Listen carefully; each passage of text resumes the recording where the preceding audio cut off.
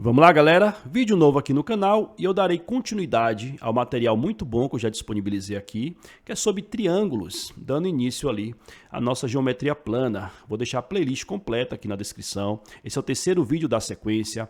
No primeiro eu trago toda a parte explicativa, é um vídeo bem elogiado. E o segundo eu dou continuidade trazendo atividades, 5 questões ali bem variadas, né?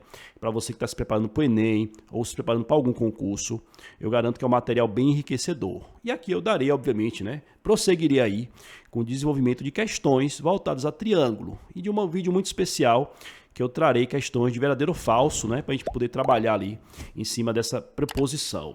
Show? Então vamos lá, sem mais delongas. Se você gostar do material, já se inscreve no canal para acompanhar os demais. Estou trazendo vídeo novo aqui diariamente das mais variadas bancas e dos mais variados assuntos. Então agora sim, bora para a primeira delas aí, ó. Ela ocorreu para a banca EGEDUC, aliás, a banca EGEDUC, juntamente com a Sebrasp, são duas bancas que cobram muito esse tipo de questão, viu? Inclusive voltado aí a verdadeiro ou falso. Então vamos lá.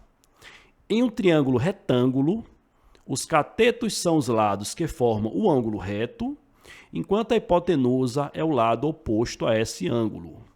Os ângulos internos desse tipo de triângulo estão sempre em progressão aritmética.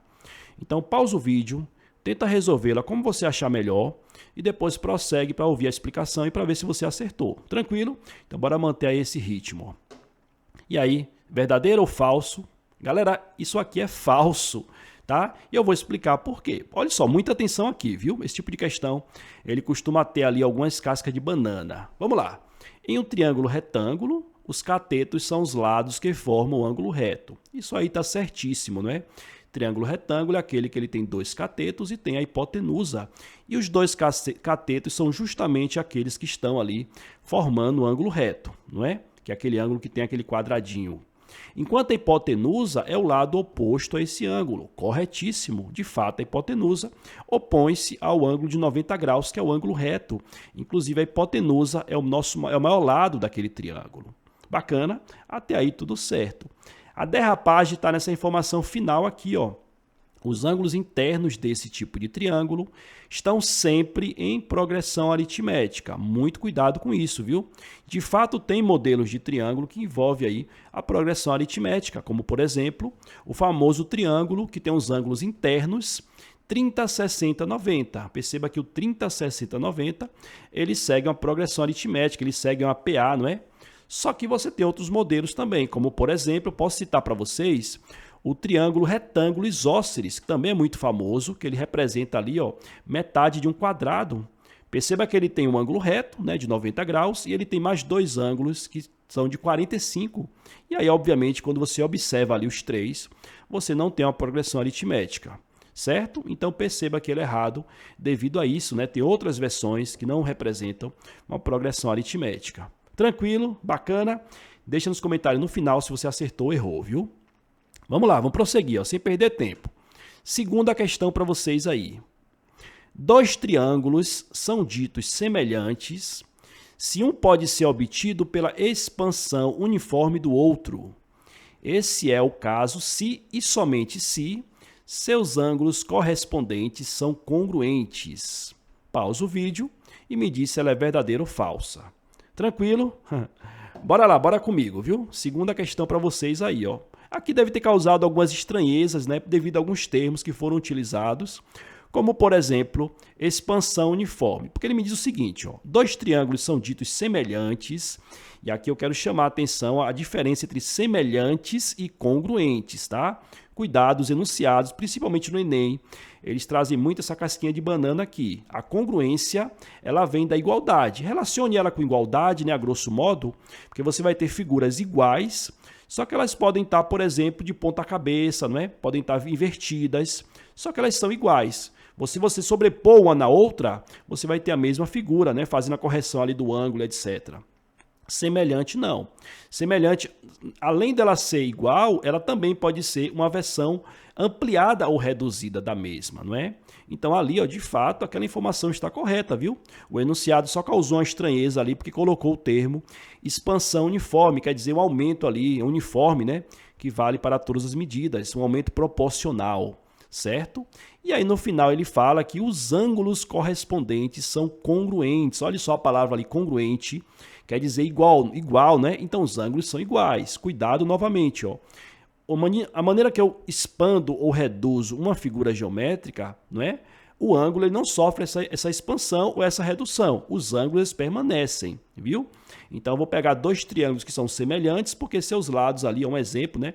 Seus lados ali adjacentes são proporcionais, só que seus ângulos permanecem iguais, seus ângulos permanecem congruentes, viu?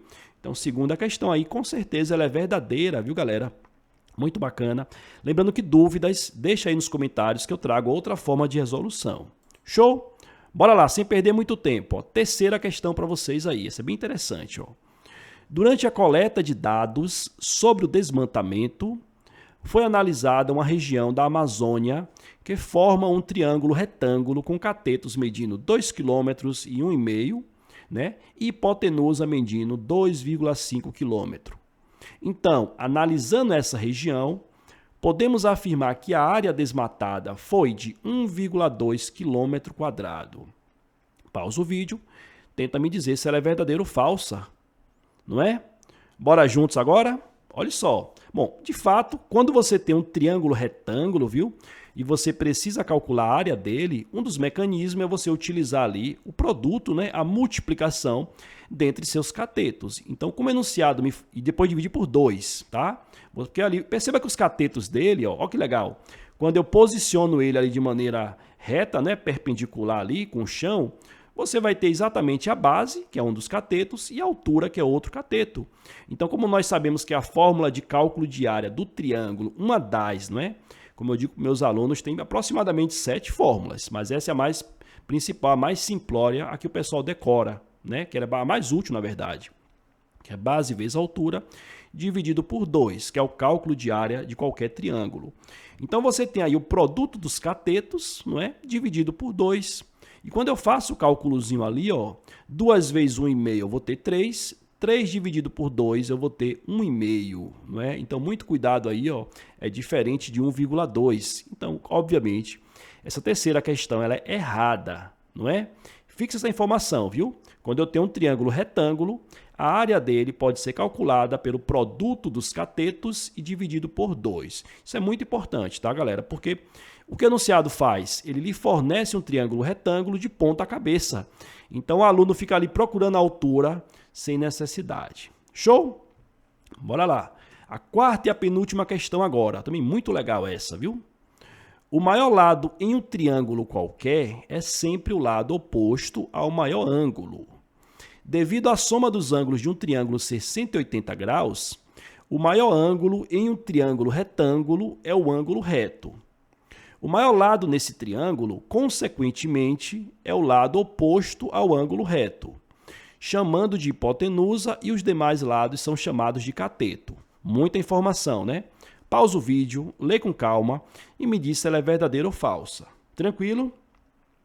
Pois bora lá, vem comigo agora, viu? Bora desmiuçar cada detalhe daquele, não é? O maior lado em um triângulo qualquer é sempre o lado oposto ao maior ângulo. Verdadeiríssima essa parte aqui, viu? Memoriza isso que é bem legal. Lembra da tesoura? Quanto maior você abre a perna da tesoura, não é? Maior é aquele ângulo interno e maior, obviamente, vai ser a abertura, não é? Então, isso é verídico. Quanto maior o ângulo, maior é o lado oposto a ele, tá bom? E o vice-versa também, viu? Quanto menor, menor é o ângulo oposto. Devido à soma dos ângulos de um triângulo ser 180, de fato, né? Ele não vai sofrer variação ali, ó. Ele tem que ser sempre 180 graus de ângulo interno. O maior ângulo em um triângulo retângulo é o ângulo reto. Excelentíssimo. Por quê? Olha só que interessante. Um triângulo retângulo ele tem obrigatoriamente um ângulo de 90 graus, correto? Como ele também precisa obrigatoriamente ter 180 graus de ângulos internos, quando eu tiro 90, só me sobra 90. Então, perceba que eu não posso ter nem mesmo outro ângulo de 90, porque não vai sobrar para o terceiro, não é? E muito menos maior do que isso. Então, de fato, o maior ângulo de um triângulo retângulo, devido a essa situação, só pode ser o ângulo reto, que é o ângulo de 90. E os outros dois ângulos vão ser ângulos menores, né? Que são ângulos agudos, menores do que 90. Tranquilo? Bem legal isso aí, não é? E aí o enunciado prossegue para terminar. O maior lado nesse triângulo, consequentemente, é o lado oposto ao ângulo reto, perfeito, como nós vimos anteriormente, não é? O maior ângulo opõe-se ao maior lado e vice-versa, e ele é chamado de hipotenusa, e os demais de catetos, perfeito, né? É aquele triângulo ali que nós utilizamos o teorema de Pitágoras nele, viu? O maior lado é sempre a hipotenusa, porque ele opõe-se ao maior ângulo, e os outros dois são chamados de catetos. Show de bola? Pois bora lá, bacana. Bora para a quinta e última agora, viu, pessoal? Se estiver gostando do vídeo, já deixa o like aí para colaborar, não é? Deixa um comentário com dúvidas, bora interagir e acompanha os demais, viu? Que essa playlist completa tá bem bacana, tá bem legal. Não importa para qual prova você esteja se preparando, o triângulo é um assunto obrigatório, não é? Dispensa apresentações. Então vamos lá para a quinta e última. Segundo o teorema de Pitágoras, olha ele aqui que nós acabamos de se falar, não é?